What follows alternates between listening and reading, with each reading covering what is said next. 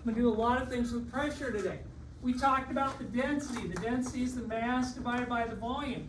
Very useful because I can use it in a lot of different ways. So a lot of times I have a problem where I don't have any idea what the mass is, but then you look at it and you say, oh yeah, the mass is equal to the density times the volume if you know what the volume is. So this is a very, very useful idea. What I will get into today is I will talk about the pressure in a fluid. Once you go into a fluid, anybody's done any sort of swimming or scuba diving or even snorkeling, stuff like that, knows that the farther you go down in a fluid, the greater the pressure is. And the only formula you need for that is that the pressure at a depth is equal to the pressure pushing on top of it. Usually we think of this as the atmospheric pressure, but I can change this. So that's the pressure on top of the fluid plus the density of fluid times G times how far down I am in the fluid. Okay, that's pressure in a fluid. I'm going to do a lot of stuff today and probably a little bit more of it tomorrow. There's a lot of stuff you can do with pressure. And then the other thing I want to talk about is buoyancy. And the force of buoyancy we're going to see is going to be the density of the liquid that you're in times G times the volume of the liquid displaced. That's basically what I'm going to cover in chapter 14, but I can do an awful lot of different stuff with it. Okay? One thing to point out really, really, really quickly, I'm only going to do static fluids. I'm not going to get into moving fluids at all. Once a fluid starts to move, this stuff becomes a mathematical, honestly, a nightmare. You cannot solve these things exactly. In the book, it will do some kind of fake things that kind of work okay if you get into an incompressible fluid at low speeds. But anybody that's in here that's going into aeronautical engineering, you guys know that weird things happen at different speeds where it's not linear at all and it behaves in all sorts of weird ways. I'm only going to do static fluids, and this is it. I would love to do more, but this is all I'm going to deal with. We had done some of this stuff. I started talking about the pressure, started to talk about the density. One of the nice things about a static fluid, with a static fluid, if I get in down in some sort of fluid like this, and say I got some sort of pressure can, when I figure out what the pressure is, which I'm going to do in a minute, what's very interesting is that the pressure here is the same as the pressure here, same as the pressure over here. If I'm at a fixed depth in a fluid, the pressure is the same. Doesn't matter what's over it. What's really, really weird is say I had something like this. Say I had something, and we've got a bottle like this, but it's so small you can barely see it. Say I had a bottle like this.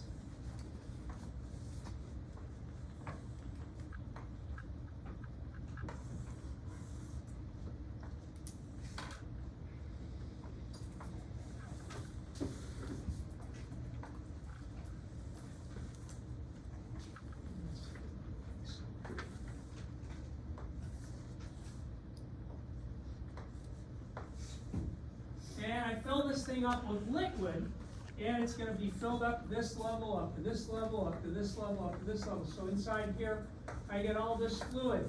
At a fixed depth in a fluid, as long as it's not moving, once it becomes a moving fluid, it's totally different.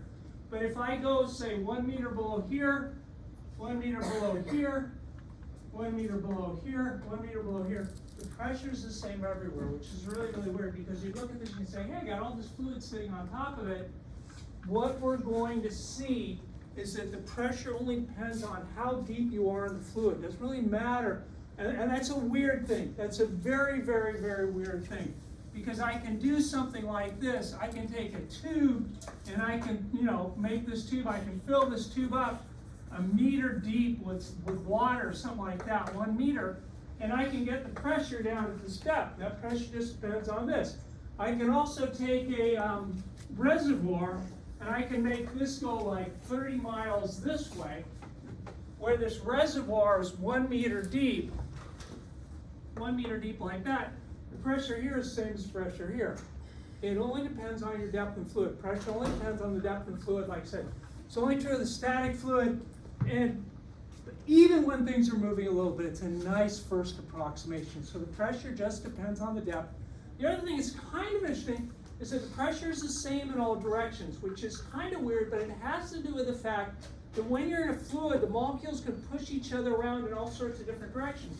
So when I'm out here in this, whatever, a reservoir, I can take, I can make a little pressure gauge, I can take a can and put a spring in it and put some seal on it, and I can measure the pressure. When I point the can like this, I'll get some value of pressure. When I take the can and push it up like this, I'll get the same value of pressure pushing this way. Take the can, turn it this way, I get the same value of pressure here, same value of pressure here. If you look at a spot in a static fluid, the pressure is the same in all directions at some spot. And like I said, once you change the height or the depth in the fluid, then it becomes different. This isn't the most important idea. The idea that the pressure just depends on the depth is very, very, very important. I do want to talk about pressure a little bit before I get into anything else. I do want to just look at pressure. Like I keep saying, you're sitting at the bottom of a sea of air. And the pressure sitting on top of us is a huge value. The atmospheric pressure is going to be 1.013 times 10 to the 5th pascals. It varies a little bit. If you're, when the weather changes, they'd say the barometer would change a little bit. Atmospheric pressure will change a little bit, but that's roughly a very good number. It's roughly pretty darn close to that all the time. What else do I want to say about it? But that's a lot of pressure. It's a lot of pressure. You're just used to dealing with it. But it's a lot of pressure. It's a lot of pressure. When I take this thing, I'm going to pass these around and you can try it. I take this thing and I put it on the table. There's nothing gluing it to the table. Okay, there's no glue or anything sticking to the table.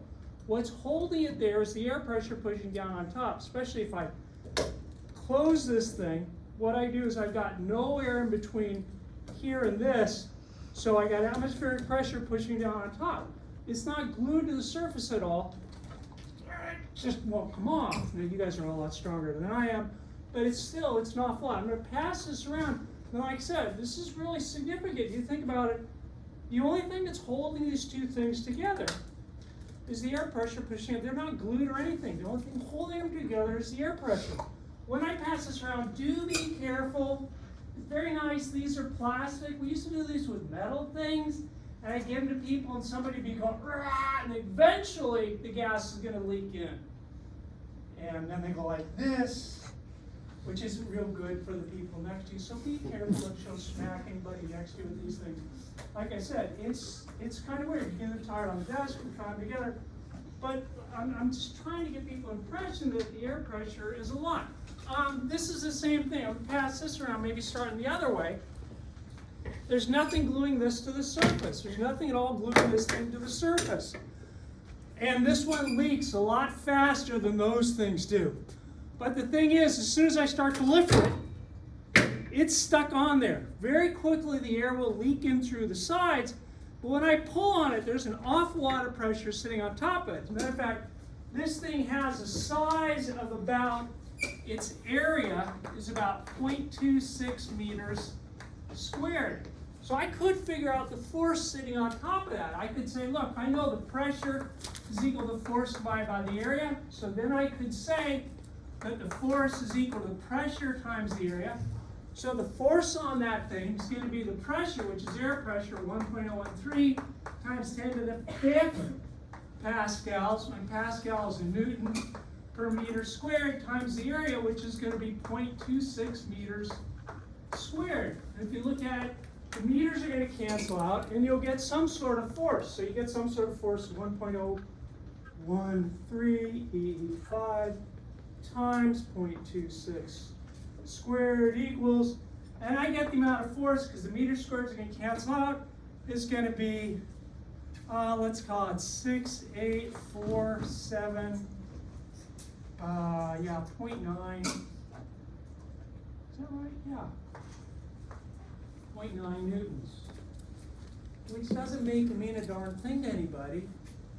So let me do a little, and don't remember I said all the conversions you would need are going to be on the formula sheet when you get it, but you won't need this one. It turns out that 4.45 newtons is the same as something you're familiar with, about 1 pound.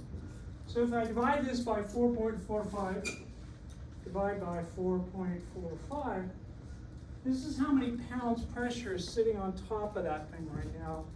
It's going to be 1,539 pounds, which is quite a bit, okay? It's awful. So once again, you'll pull on it, then eventually the air will sneak under it and you'll be able to lift it up. But the truth is if all the air stayed out of it, there's no way you'd be able to lift this thing, okay? That's an awful lot of weight. Once again, be careful you don't smack the person next to you with this thing. But I'm trying to impress on you that, yeah, this is an awful lot. It's an awful lot of pressure, but we're just used to it because we're here all the time. Anyways, what I'd like to look at is this item. Not going to get to buoyancy today. There's no way I'm going to get to buoyancy today. Pressure. Okay, pressure is the force divided by the area. So if I want to find the pressure in a fluid, what I want to do is I want to look at something, and I'm sorry, it's going to be terrible two-dimensional drawing, but say I'm looking at some sort of cross-sectional area down inside. Like imagine I got a piece of paper sitting here deep down in the water. Here's the surface of the water. I got this piece of paper. I want to find the pressure on the top. Now you would say that the paper doesn't really feel, well, the paper does feel a lot of pressure, but the pressure on the top and pressure on the bottom is basically the same. This paper is a real thin piece of paper. There is a pressure pushing down on top of it. It's just balanced right here with what's under it. If I sucked all the water out from it, yeah, it'd be a huge amount of force. I want to figure out the force on top of this thing. And I would say, if I look down on this, there's some sort of area up here at the surface that's right above it, at some sort of area. Let me just call that area A. So what I want to find the pressure here is I want to find the force on that area and then divide by the area. Because it looks a little bit easier to do it like this. God dang it, these thrash, these damn boards.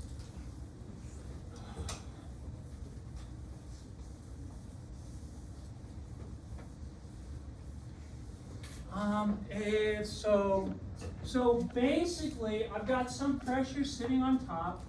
Let me call that PO. That's like the atmosphere, the air, the gas, or whatever fluid is sitting on top of it's going to cause some pressure at that point pushing on the top. And then this pressure is really just due to the weight of all this stuff sitting here. And I'd say, well, the weight's got to be equal to M times G, right? That's the weight of the stuff, because I'm worried about the weight of this column of fluid. And another good question, I'm getting way off track with this thing, is you would say, well, doesn't the effect of this little mass here push essentially because of its pressure in all directions, and doesn't this affect the pressure over here? And you could, I'm doing a very oversimplified explanation of why I get a pressure to depth.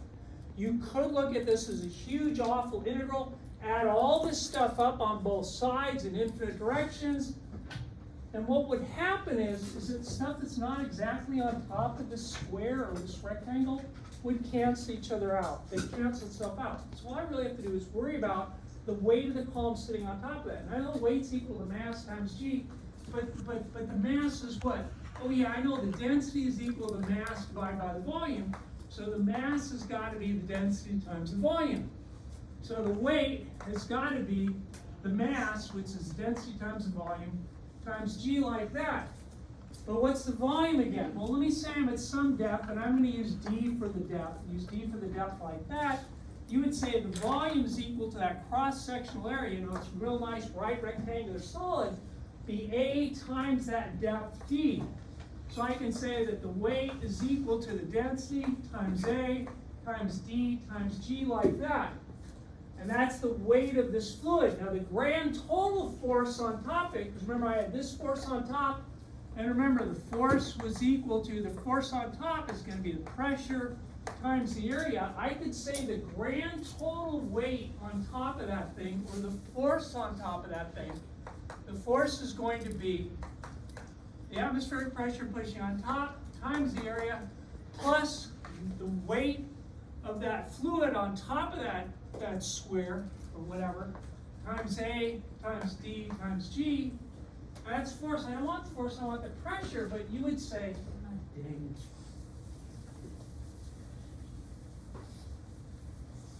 You would say that the pressure is equal to force over the area, so the pressure is going to be the force over the area, or PO times A plus rho A dG divided by A. Do be careful, little thing. Man, be careful with your basic math. There are a lot of people on the midterm. And I saw people do this on the test. And I'm sorry I'm bringing this up. I don't mean to be insulting, but I know you guys get into a panic and rush yourself. People did this on the test. So yeah, I cancel A. Right? You know that doesn't work. You know you have to cancel factors, okay? You don't cancel terms. What I want to do, if I want to reduce something, and most of you guys would do this in your head, that's fine, but really what you're doing is you're saying this is A times PO plus rho GD all over A like that, and I can cancel this factor with this factor, right? And what I wind up with is the pressure is equal to this thing. The pressure at a depth is equal to whatever pressure is pushing on top of it plus the density of my fluid times G times D. Okay, and all I'm going to get to do is mess with this. And once again, the bad thing about this stuff is that it seems real simple, but you can do a lot of fun stuff with it, and I will do some nasty things with this on the midterm. On the final. I'm sorry. Say I go scuba diving in the ocean. The ocean has a density of about, because of the salt in it, it's denser than regular straight water, kilograms per meter cubed. And say I go down to a depth, say my depth is going to be 50 meters. What's the pressure? And I should be careful, what's the absolute pressure at 50 meters, okay? The book will talk about gauge pressure. I want to talk about that very briefly before I do this, because I'm not going to get into gauge pressure at all.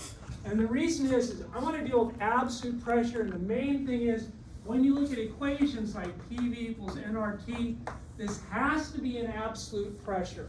So I only want to deal with absolute pressure. When they say gauge pressure, it's like the gauge for your car tire. When your car goes flat, and you plug in the gauge and the gauge says 0, well the pressure's not 0. What gauge pressure means is that you measure from this point. It's kind of like, you know how centigrade calls 0, really 273 Kelvin is 0 degrees centigrade. Basically gauge pressure says that atmospheric pressure, I'll take that to be 0 and measure up from there. And I don't want to do anything else with that. We're only going to be dealing with an absolute pressure. What's the absolute pressure going to be 50 meters down?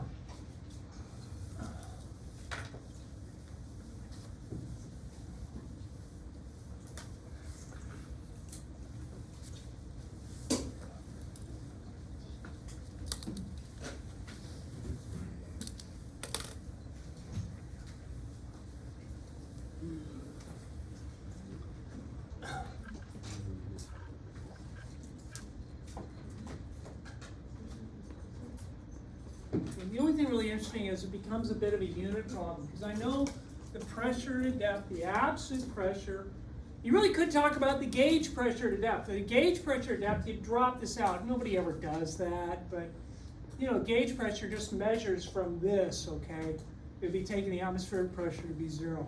The pressure is going to be the atmospheric pressure pushing on top plus the density of fluid times G times the depth, which is 50 meters.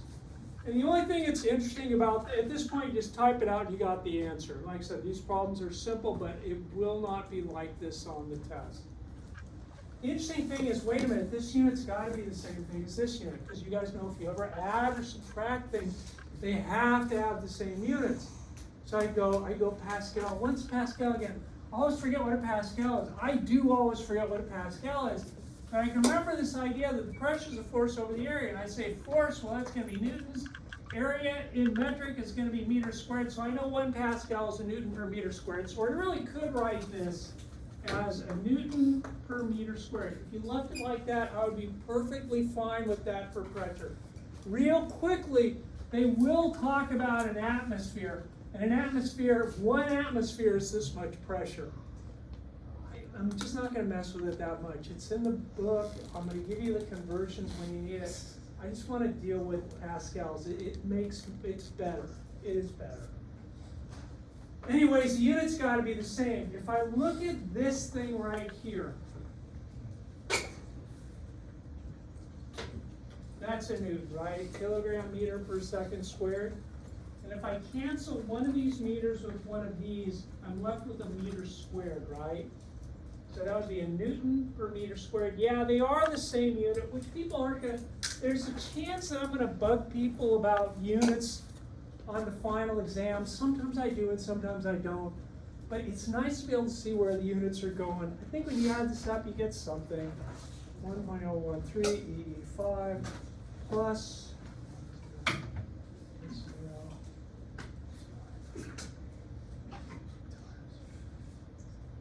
I think this is something like 6.109 times 10 to the 5th turns out to be Pascal.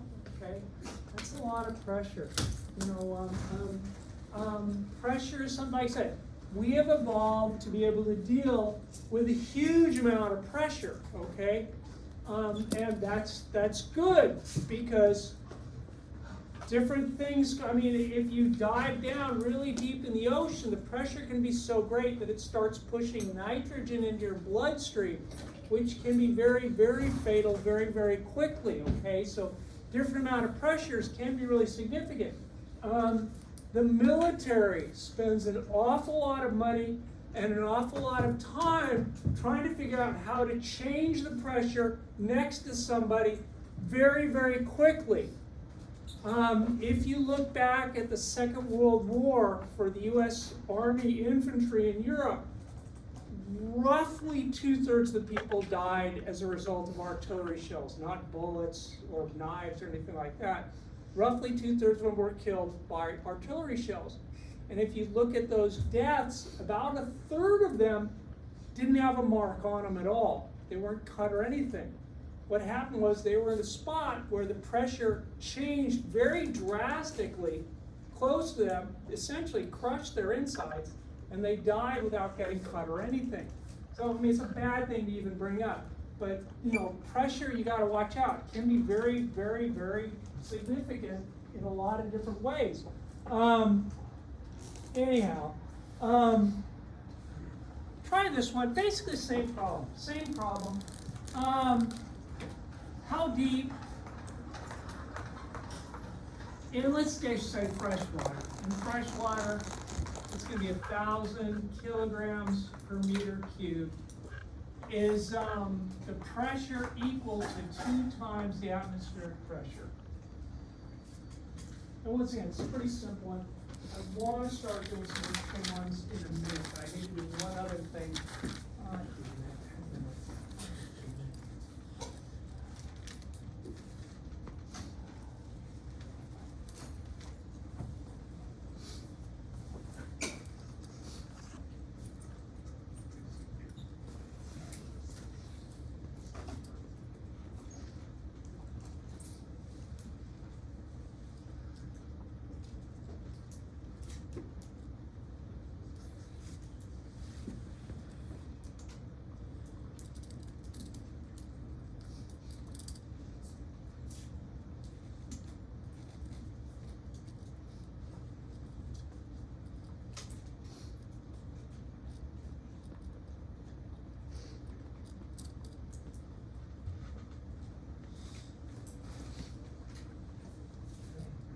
You would say, I know the pressure of the fluid is equal to the atmospheric pressure pushing on top, which is called PO plus rho GD. I want the pressure to be 2 PO, so 2 PO equals PO plus rho times G times D. Like I said, if I subtract the PO off of both sides, subtract one from here, subtract one from here, we got PO is equal to rho times G times D. My atmospheric pressure, like I said, does vary, but it stays very, very close to this value. Don't memorize that. I keep you on fantastic. But it's about 1.013 times 10 to the 5th Pascal is going to be equal to density, which is 1,000 kilograms, times G. Well, that's 9.8 meters per second squared times the depth. And you can solve that thing, and you get, it's a number, if you've taken a scuba diving class, you've probably heard this. Really close to 10 meters. If you go to a depth of about 10.34 meters, you double atmospheric pressure, which once again is kind of something to think about because you're so used, and I keep trying to emphasize this because everybody, you're all used to it and it doesn't ever flip anybody out, but there's a huge amount of pressure sitting on you. If you think about diving down this deep, I mean, it's like 33 feet. Anybody that's done any sort, even just swimming in a swimming pool, you go down 12 feet, man, your ears start to hurt because there's so much pressure on you. There's a lot of pressure on us right now. We're just used to it. Real quickly, let me make a tank like this. I got some sort of tank. Say the tank's got a radius of 0.4 meters. That's the radius, and I'm going to say the tank is, let's say 10 meters deep, and I'm going to fill it up with fresh water. What's the force on the bottom?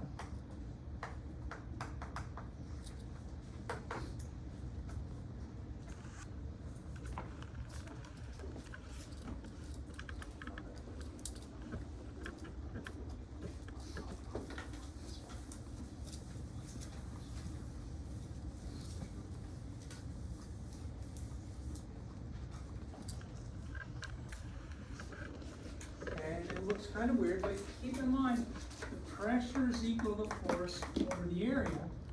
So the force has to be the pressure times the area. I know what the pressure is at 10 meters deep. I know the pressure is going to be PO is going to be 2 PO. Let me just say, let me say this is 10, just to make it a little bit closer. Let me say this is 10.34 meters, just so this is exact.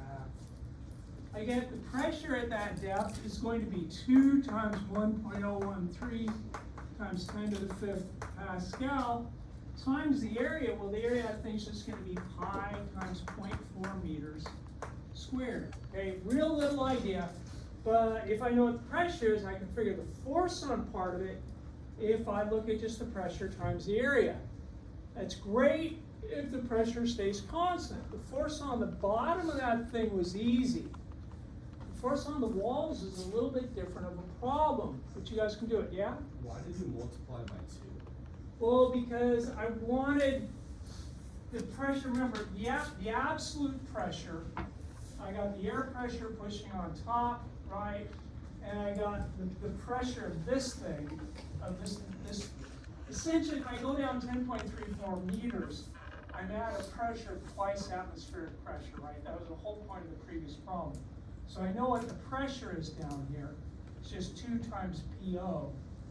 And I just want to look at the whole point of this problem, just to say that, yeah, the force is just the pressure times the area. Let me change that problem a little bit. Like I said, this is very nice if the pressure is constant.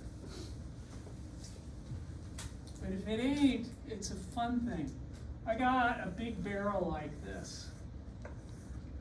And I'm going to say the barrel's got, once again, call it just radius R. It's got a radius R. And let me say the barrel is going to be some distance h by like this. And I'm going to fill it with some sort of fluid. And the fluid's got a density, very nice, a constant density. If I feel really evil, I'll start, no, I will. I am evil. I'll start dealing with some variable densities. I really hope to do this tomorrow. But you can deal with variable density. You can do this problem, but I'm going to say the density is constant. It's just some density rho. What's the grand total force on the walls? Not the bottom, just the total force. And let me say the net force on the wall. And that makes the problem easier. The net force on the walls. which essentially just makes the math a little bit easier, because I don't have to worry about air pressure, because you would say air pressure is pushing down on top of the fluid, which increases the pressure, but it's also pushing on the outside. So those two effects are going to cancel each other out. What would make it maybe easier to think of it is what's the force on the walls due to the fluid?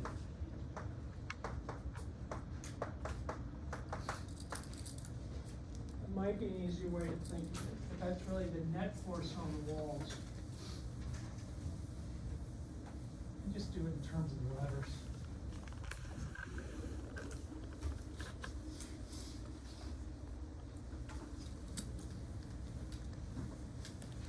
The big problem is that the pressure changes. So how do you deal with something when things are changing? You say that's what you did in your calculus class. So let me get this over here somewhere. Let me look at a real narrow strip. And the reason I'm doing a real narrow strip around here like this is because at a fixed depth, the pressure would be constant. Once again, you'd say it's not constant, it's different at the top than it is at the bottom. I'm going to say this is really, really narrow. I'm going to call this width dy, just the differential element of y like that. That's that width of that thing. So you'd say, yeah, it's so narrow that the pressure is going to be essentially constant on that thing. If I can find the force on this one little strip, and let me call that dF because it's a part of the force. What's the force on this one little strip? Then you would say, all I have to do is add them all up to get the grand total force, right? Now, to make the math a little bit, you can do this either way, but to make the math a little bit easier, I'm going to call this 0, and this distance down here will be h. The math is just easier this way. I'm going to do a couple problems like this, and it doesn't matter, but it makes the math a little bit easier if you start at the top of the fluid when you do your integration. It really doesn't matter at all, but it just makes the math a little bit easier. So see, call this distance y. If you can find a well-defined function for the force on this little strip going around here like this, all you have to do is integrate it from 0 to h, right? That'll give you the total force on walls. Like I said, I can do lots of different variables. I did this once on a final exam with the weird variable density of a fluid. It was just, so much fun. Oh, terrible. Terrible. One person got it. One person got it.